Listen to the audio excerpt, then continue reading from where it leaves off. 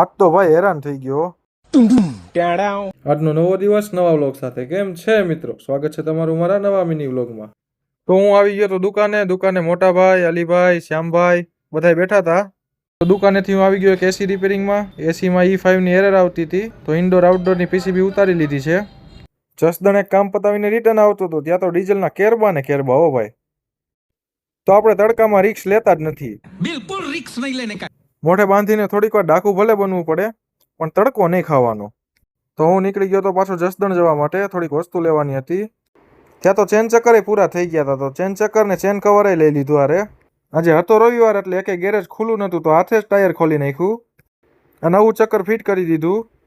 પછી નીકળી ગયો વિનનગર એક એસી સર્વિસ કરવા માટે. ચેન ચક્કર, ચેન કવર બધું નવું નાખી દીધું આપણે. ત્યાં તો આપણા વિનનગરના મિત્રો ભેગા થઈ ગયા, તો સોડાના સ્પોન્સર મળી ગયા. આપણે તો સોડા બોડા પીને થઈ ગયા હાલતા. ભાઈનો 12માં પહેલો નંબર આવ્યો છે. હવે તમે જ વિચાર કરી લો કેવો પહેલો નંબર આવ્યો. તો વિનનગર સર્વિસ કરી લીધી ને પાછો થઈ ગયો મોટા દડવા તરફ હાલતો. પાછા બની ગયા ડાકુ.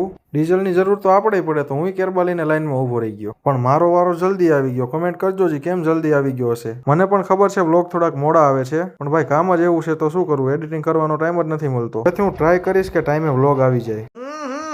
राजा जी अपनी शक्तियों का पूरा इस्तेमाल कर रहे हो.